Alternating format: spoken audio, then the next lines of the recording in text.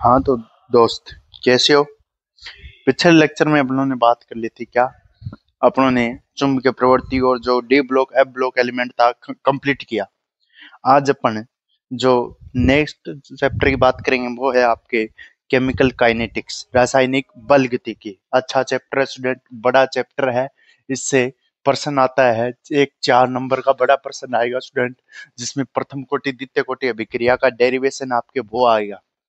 और यहाँ में एक तो कंफर्म है ये तो, और दूसरी बात यहाँ पर एबेसद में से एक क्वेश्चन आता है स्टूडेंट। अब देखिए यहाँ पर माजरा क्या है और मजा क्या है, देखिए स्टूडेंट दोनों, मजा भी आएगा और माजरा भी आएगा।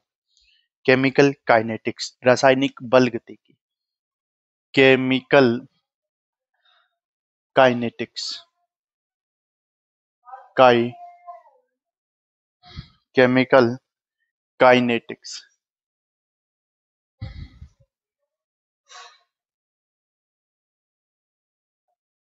केमिकल काइनेटिक्स इसका नाम है चैप्टर का।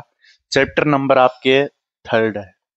चैप्टर नंबर रहेगा आपके थर्ड, तीसरा चैप्टर है। ठीक है, इसके बाद में 2 चैप्टर बच जाएंगे। इसमें देखिए केमिकल काइनेटिक, रासायनिक बल गतिकी क्या है। रासायनिक बल गतिकी, गतिकी मैं इसे रसायन विज्ञान की शाखा बोल सकता हूं, या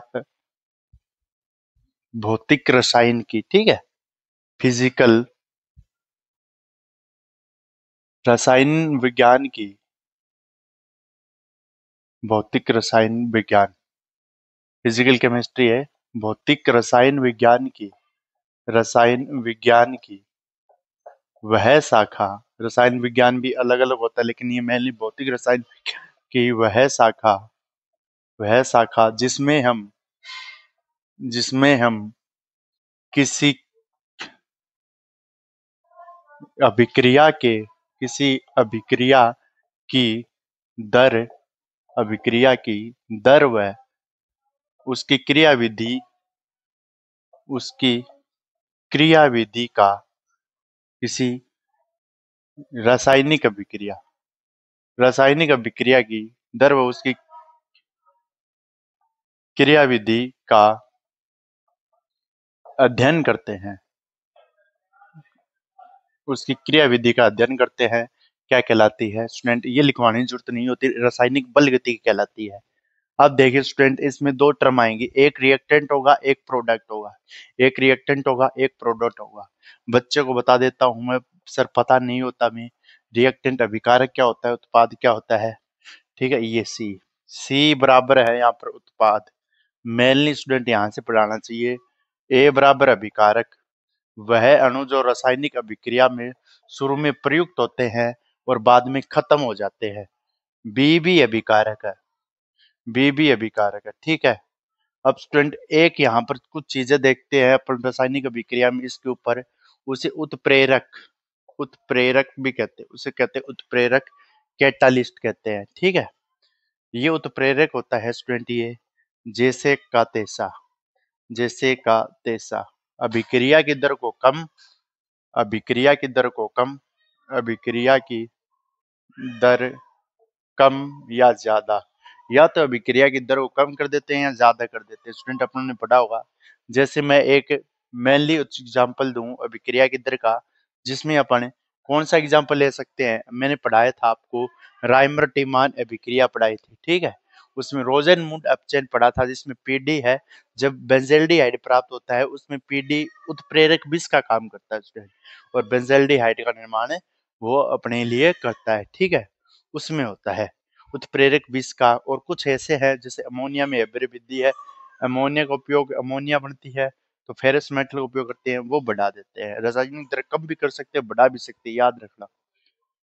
ये हो गया उसकी क्रियाविधि की दर,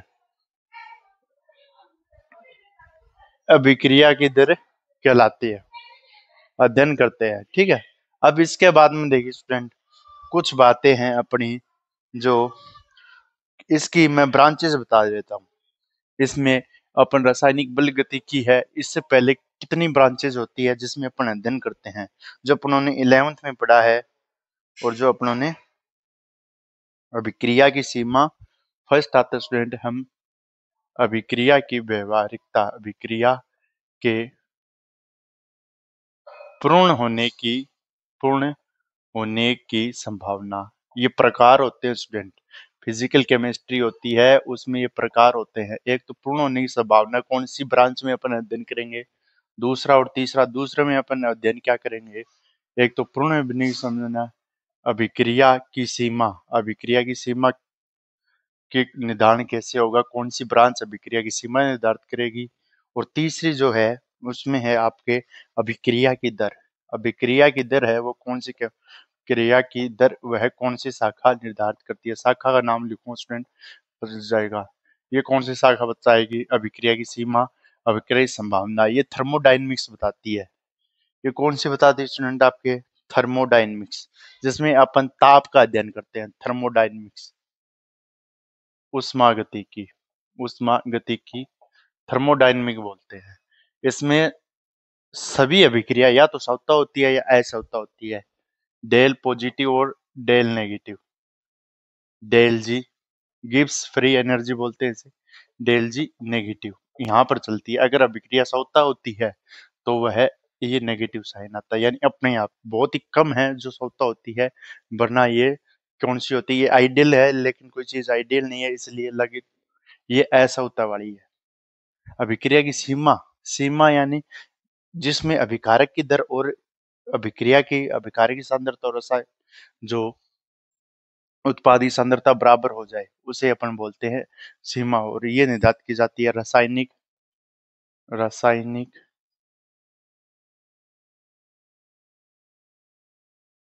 साम्यावस्था, ये ब्रांच कहलाती है साम्यावस्था, रासायनिक समाव्यवस्था। केमिकल इक्विलिब्रियम चैप्टर था ना अपना, वो है स्टूडेंट यहाँ, जिसमें अपन शाखा है उसमें क्या कर देते हैं, product upon reactant, concentration of product और कंसंट्रेशन ऑफ रिएक्टेंट बराबर हो जाती है। जीरो कभी नहीं होती, बराबर हो जाएगी, 10 है तो 10 रहेगी, 5 है तो 5 रहेगी। और अभिक्रिया की दर का निर्धारण अपन करते हैं केमिकल काइनेटिक्स में, रासायनिक बल गतिकी में। ये है माजरा रासायनिक बल गतिकी। अब समझ गए, अभिक्रिया की दर का अध्ययन सिर्फ रासायनिक बल गतिकी में होता है। अभिक्रिया की साम्यावस्था है वो अब की अलग ब्रांच है जिसे अपन केमिकल इक्विलिब्रियम बोलते हैं, जिसमें अभिक्रिया की सीमा निर्धारित करते हैं किस सीमा तक हुई है, और अभिक्रिया की पूर्ण होने की संभावना बताई जाती है, या जिसमें अपन उष्मा का अध्ययन करते हैं, वो थर्मोडायनेमिक्स है। अब अपन बात करते हैं chemical kinetics, rate of reaction का अपन अध्ययन करते हैं। केमिकल काइनेटिक्स, अभिक्रिया की दर, अभिक्रिया की दर, chemical kinetics, type of reaction, rate of reaction, rate of reaction, अभिक्रिया की दर, टाइप्स ऑफ रिएक्शन, यानी रिएक्शन का टाइप इसमें बात कर रहे हैं।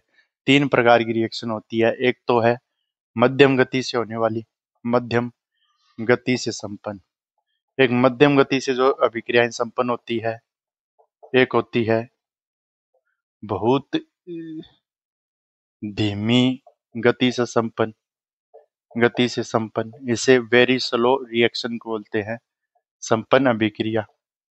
ऐसी रिएक्शन का एग्जांपल दिखा रहा हूँ। मध्यम गति से बहुत जल्दी, तीव्र गति से संपन्न, तीव्र गति से संपन्न, तीव्र गति से संपन्न अभिक्रिया, ये अभिक्रिया है स्टूडेंट।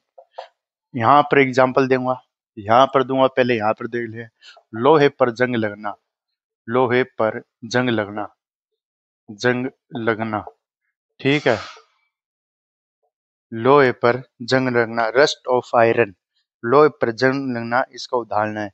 और यहाँ पर N2O5 का विघटन और स्टार्च का जल अपघटन, यहाँ पर उदाहरण आएगा N2O5 नाइट्रोजन पेंटाऑक्साइड का विघटन, स्टार्च का जल अपघटन, स्टार्च का जल अपघटन।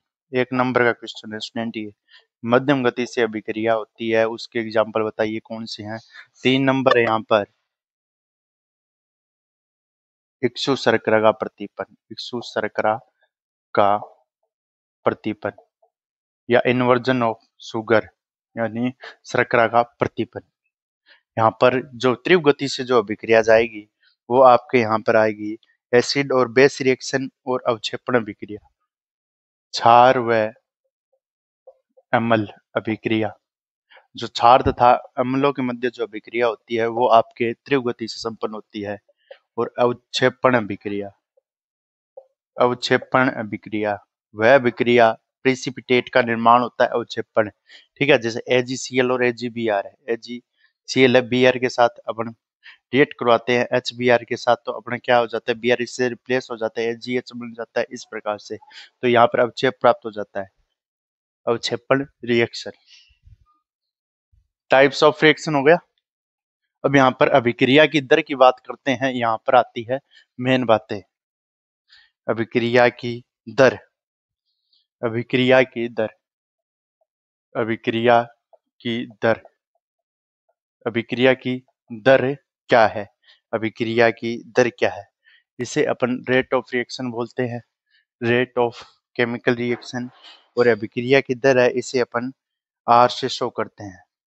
आर से अपन क्या कर सकते हैं, इसे शो कर सकते हैं अभिक्रिया की दर को, unit of time, rate of reaction, ROR, अभिक्रिया की दर ROR, रेट ऑफ रिएक्शन बोल सकते हैं। और इसे अपन लिख सकते हैं कंसंट्रेशन है, कंसंट्रेशन अपॉन टाइम, यानी कंसंट्रेशन है सांद्रता, कंसंट्रेशन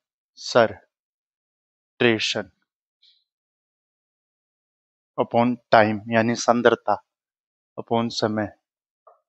और यह सांद्रता है वो आपकी किसकी हो सकती है, आपके अभिकारक व रिएक्टेंट दोनों की हो सकती है। तो अपन कह सकते हैं किसी अभिक्रिया की दर, किसी रासायनिक अभिक्रिया में अभिक्रिया की वह दर होती है, किसी रासायनिक अभिक्रिया में, रासायनिक अभिक्रिया में अभिक्रिया की दर, अभिक्रिया की दर, अभिक्रिया की दर वह दर होती है, वह दर होती है जो उत्पाद या अभिकारक की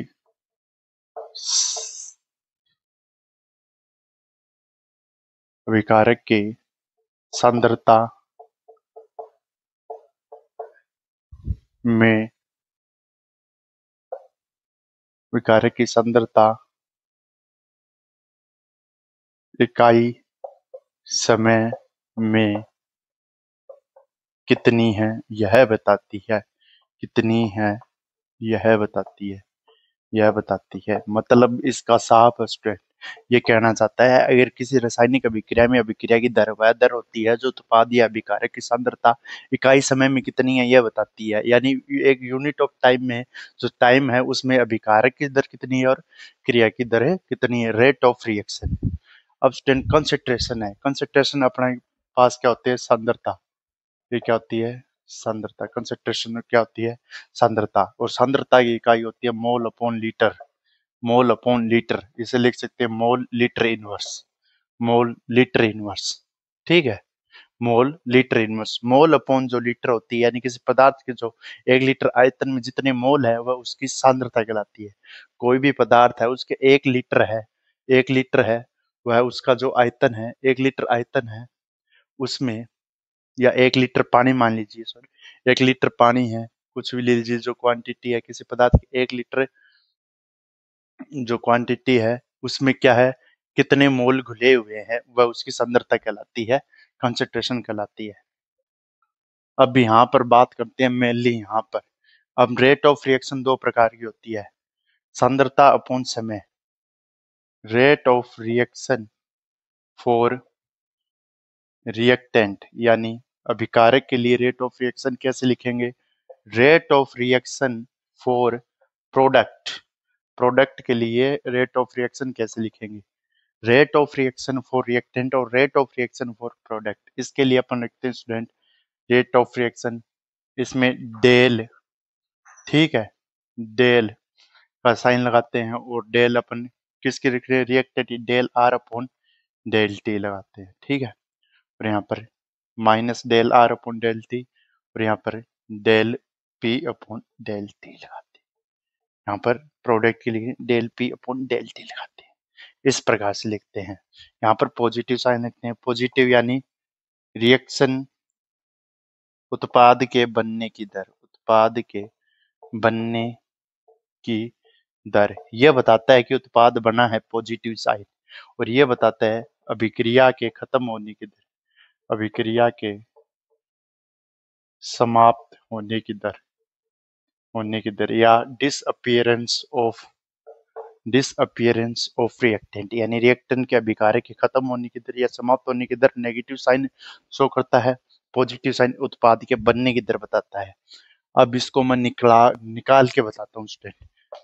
पहले तो अपन इसको बताएंगे कैसे निकालेंगे। एक अभिक्रिया आएगी, सारा माजरा खत्म हो जाएगा। ठीक है स्टूडेंट, सारा माजरा खत्म। या पहले ग्राफ बताऊं स्टूडेंट, ग्राफ देख लीजिए, इसके बीच में ग्राफ है।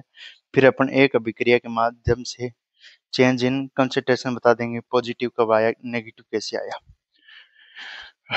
ग्राफ देख लीजिए, दोनों को एक साथ ही बनाया जाता है, दोनों को अलग अलग भी अपन अलग अलग बता देते हैं। कंसंट्रेशन यहाँ है, टाइम यहाँ है, कंसंट्रेशन यहाँ है, टाइम यहाँ है। अपन बात कर रहे हैं रिएक्टेंट या प्रोडक्ट की। रिएक्टेंट है यानी अभिक्रिया की दर रिएक्टेंट की क्या होती है, घटती है। प्रोडक्ट की पहले यानी घटती जाती है। पहला ज्यादा थी लेकिन रिएक्टेंट के सौ में घट गई। ये है फॉर रिएक्टेंट। फॉर रिएक्टेंट की ऐसा ग्राफ आता है। फॉर प्रोडक्ट ऐसा आएगा। फॉर प्रोडक्ट यानी प्रोडक्ट के लिए ग्राफ कैसा आएगा, ऐसा आएगा। यहाँ पर लिख सकते हैं plus del P upon del T, और यहाँ पर लिख सकते हैं अपन minus del R upon del T. Easy student, यानी रिएक्टेंट घट रहा है, पहले ज्यादा थी कंसंट्रेशन, फिर कम हो गई टाइम जैसे जैसे गया, जैसे जैसे टाइम बीता पॉजिटिव में हो गई। पहले कम थी 0 से, फिर प्रोडक्ट बना, जैसे चाय बनाते हैं तो शुरू में अपन क्या कहते हैं, गैस स्टार्ट करते हैं और चाय उसको जल दिया तो पानी उबलने में टाइम लगता है, और चाय प्रोडक्ट अपने चाय बनाने है तो लास्ट में टाइम लगता है। तो वो है आपके प्रोडक्ट, और शुरू में चाय नहीं बनी थी वो रिएक्टेंट। नॉर्मली है यार, वे में अपन जो अपन काम लेते हैं ना दैनिक जीवन में, वही है ये। अब देखिए स्टूडेंट, इसके बाद में मैं आपको ये बताता हूँ ये पॉजिटिव कैसे आया सर, ये नेगेटिव कैसे आया। एक माध्यम से शो कर दो स्टूडेंट। एक रिएक्शन है ए। हाँ स्टूडेंट, अपन रिएक्टेंट की बात कर ली तो रिएक्टेंट में देखिए स्टूडेंट, अपन अब इसको एक अभिक्रिया के माध्यम से समझाते हैं। ए कोई रिएक्शन बी जारी है, तो मैं कह दूं कि टी बराबर 0 टाइम था, तो वहां पर आपके ए नोट सांद्रता थी, ए नोट सांद्रता थी, और यहाँ पर 0 प्रोडक्ट बना ही नहीं था। ए नोट सांद्रता थी तो इसका प्रोडक्ट बना ही नहीं था, कंसंट्रेशन इसकी 0 थी। अब यहाँ पर जैसे ही टी बराबर टी टाइम हुआ तो ए नोट में से एक्स मोल निकला और कंसंट्रेशन यहाँ पर 2x हो गई। 2x बराबर मोल है या सांद्रता, ठीक है। ये 2x मोल बने, अरे मोल बन गए ना, पहले तो 0 थे बाद में कुछ मोल निकला, x बराबर मोल, ये मोल बने या इनकी सांद्रता बने। सांद्रता लिख देते हैं, 2x सांद्रता, 2x सांद्रता थी। टी बराबर टी टाइम पर जो सांद्रता थी वो टी 2x थी, और इसकी क्या थी, अभिकारक की ax थी। ए अभिकारक है और ये पता ही है स्टूडेंट, और बी है उत्पाद। अब देखिए स्टूडेंट, मैं वो प्रूफ करने वाला हूँ जो मैंने नेगेटिव साइन लिखाया था। अब यहाँ पर मैं बात करूँ, सूत्र क्या होता है student, rate of reaction for reactant, reactant, इसे नेगेटिव साइन कैसे आया स्टूडेंट। अब नेगेटिव साइन की बात करें तो यहाँ पर बताओ, अपन नेगेटिव साइन की बात करें तो सबसे पहले अपन कंसंट्रेशन अपॉन टाइम लिखते हैं। कंसंट्रेशन, एक ही कंसंट्रेशन लिखें तो ए नोट में से सर ए माइनस एक्स घटा है। ए नोट थी प्रारंभिक सांद्रता, उसमें से कितना घटा है, ए नोट में से ए नोट माइनस एक्स घटा है, ए नोट माइनस एक्स घटा है। और ये बताओ ये घटा ना रे, अरे टी बराबर 0 था तो उसमें से सांद्रता कहाँ से कहाँ तक गई, उसकी डेल्टी कंसंट्रेशन रेट ऑफ रिएक्टेंट की बात करें तो रेट ऑफ रिएक्टेंट की जो सांद्रता थी वो कितनी हुई है, टी बराबर टाइम है तो यहाँ पर ए नोट में से ए नोट माइनस एक्स हुई है, यही तो हुई है रे, अरे इसमें से यही तो हुआ है। टी बराबर, अब टी बराबर 0 से टी, यानी डेल टी। यहाँ पर अपन डेल टी की बात कर रहे हैं, हमने डेल डेल एक्स लिखा था, तो डेल एक्स की बात करें प्रारंभिक सांद्रता और अंतिम सांद्रता। इसे मैं ये भी लिख सकता हूँ सी फाइनल माइनस सी इनिशियल, और इसे अपन लिख सकते हैं T final minus T initial. अब आ जाएगा समझ में। फाइनल सांद्रता इतनी थी, फाइनल कितनी थी, फाइनल माइनस इनिशियल की बात कर रहे हैं। फाइनल कितनी थी, ए नोट माइनस सर एक्स थी, और उसके बाद में प्रारंभिक कितनी थी, माइनस ए नोट थी। फाइनल कितना था, फाइनल टी कितना था, टी था सर, पर जीरो, यहाँ पर टी बचा सर। तो यहाँ पर अब देखो ए नोट है, ए नोट है, अब माइनस का ए नोट और प्लस का ए नोट कैंसिल, तो माइनस का एक्स अपॉन टी बच गया। अब बताओ एक्स माइनस का हुआ है, तो इसका मतलब माइनस का साइन आएगा, और इसका मतलब क्या है, माइनस का साइन है ये अभिकारक, अभिकारक की विलुप्त होने की दर बताता है, विलुप्त होने की दर, यानी यह बताता है अभिकारक विलुप्त हो गया है, इसलिए अपन माइनस का साइन लगाते हैं, अभिकारक खत्म हो रहा है। इसी प्रकार से मैं प्रोडक्ट की बात करूं, rate of reaction for product, product upon final minus initial लेते हैं। फाइनल सी एफ, फाइनल सांद्रता कितनी है, 2x, initial 0, T final, T initial final minus initial, final T minus 0, तो यहाँ पर टी बचेगा, और 2 में से x में से 0 गया, 2x बचा। अब बताओ मेरे को, प्लस वैल्यू आई ना ये, तो यहाँ पर पॉजिटिव वैल्यू आई, तो इसका मतलब क्या है, ये उत्पाद की, उत्पाद के बनने की दर बता रहे हैं, बनने की दर, उत्पाद के बनने की दर है, बता रहा है, उत्पाद के क्या करने की दर बता रहा है, बनने की दर बता रहा है। इंडिविजुअल रेट ऑफ रिएक्शन, अगर अपने को इंडिविजुअल रेट ऑफ रिएक्शन लिखने हो, अगर अपने को क्या लिखना हो, इंडिविजुअल रेट ऑफ रिएक्शन लिखना हो, rate of appearance, rate of disappearance by 2 coefficient,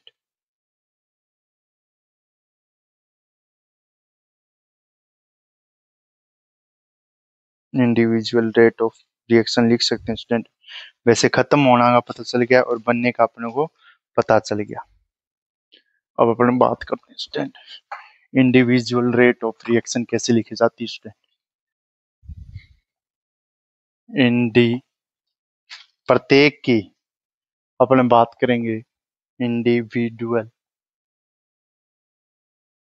rate of reaction, यानी प्रत्येक की अपन इंडिविजुअल रेट ऑफ रिएक्शन किस प्रकार से लिख सकते हैं स्टूडेंट।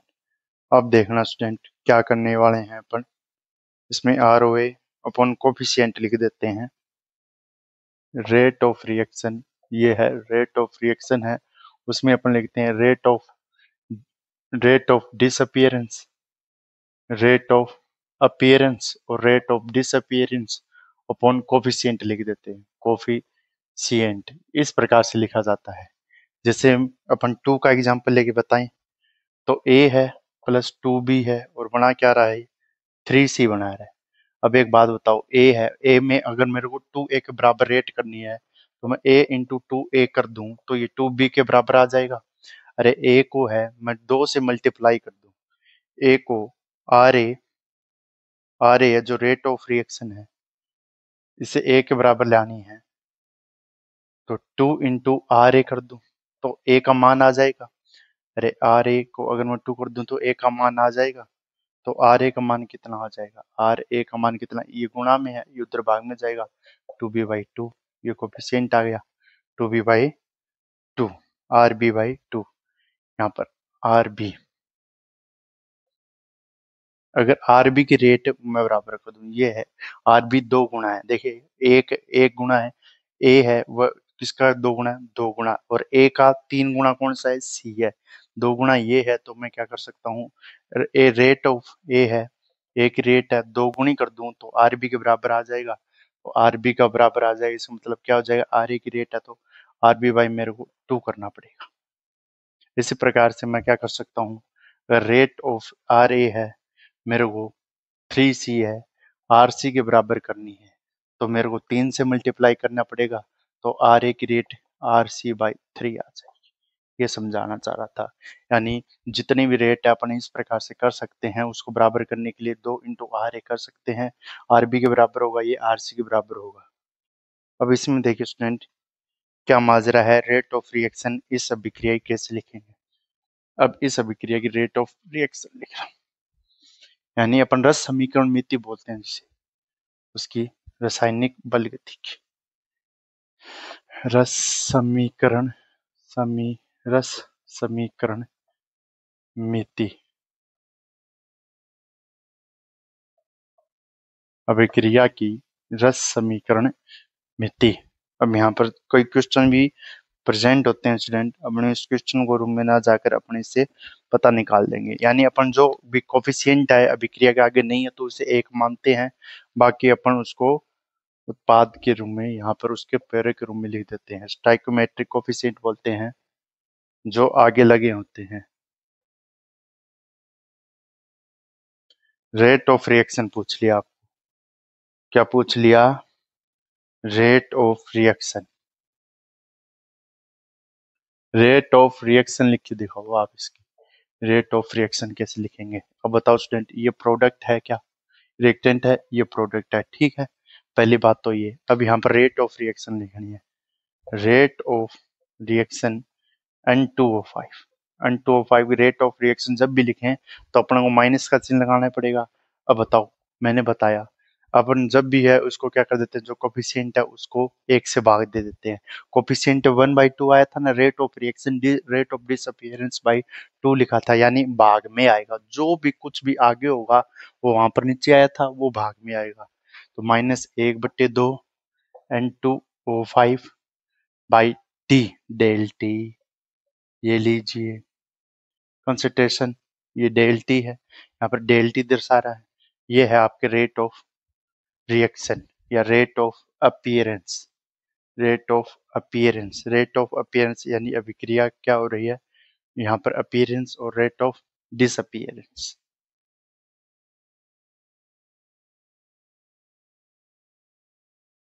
रेट ऑफ डिसअपीयरेंस ये क्या हो रही है, रेट ऑफ रिएक्शन है या रेट ऑफ डिसअपीयरेंस। N2O5 क्या हो रहा है, विलुप्त हो रहा है। अब यहाँ पर लिख सकते हैं अपन प्लस के रूप में, किसको लिखेंगे, मैंने 1 बाई जो कोफिशिएंट है उसको बट्टे में लिखेंगे। अब यहाँ पर NO2 लिखेंगे, NO2 लिखेंगे और वहां पर डेल टी लिख देंगे, डेल टी लिख देंगे। ये क्या बता रहा है, ये रेट ऑफ अपीयरेंस दर्शा रहा है, रेट ऑफ अपीयरेंस, यानी बनने की दर बता रहा है। दूसरी लिख सकते हैं अपन इसके बराबर, यहाँ पर कुछ नहीं है तो यहाँ पर 1 मानेंगे, 1/2O2। ये स्टूडेंट इस प्रकार से इस रिएक्शन की अपन क्या ले सकते हैं, रस समीकरण मिति बोलते हैं इसे, या अपन इसके इंडिविजुअल रेट लिख सकते हैं, individual rate. Which reaction we can measure rate of reaction by chemical kinetics, which reaction we can measure. Question लिखिए, कौन सी रिएक्शन का हम केमिकल काइनेटिक, कौन सी रिएक्शन या कौन सी अभिक्रिया का हम रासायनिक बल गति के माध्यम से, रासायनिक बल गति के माध्यम से दर ज्ञात कर सकते हैं। कौन सी अभिक्रिया की हम रासायनिक बल गति के माध्यम से दर ज्ञात कर सकते हैं। उत्तर लिखिए, मध्यम अभिक्रिया व धीमी गति से संपन्न होने वाली अभिक्रिया का, मध्यम अभिक्रिया व धीमी गति से संपन्न होने वाली अभिक्रिया का रेट ऑफ अपीयरेंस पता चल गया, रेट ऑफ डिसअपीयरेंस पता चल गया। इस प्रकार से अपन को पूछा जा सकता है। जब भी अपीयरेंस की बात होगी स्टूडेंट उसमें पॉजिटिव आएगा, और जब भी नेगेटिव की बात होगी अपन नेगेटिव लिखेंगे। और मैंने ये आपके शो भी कर दिया, rate of appearance, rate of disappearance, ठीक है। ओके गाइस, बाय, मिलते हैं नेक्स्ट लेक्चर में नेक्स्ट वीडियो के साथ। तब तक के लिए मस्त रहिए।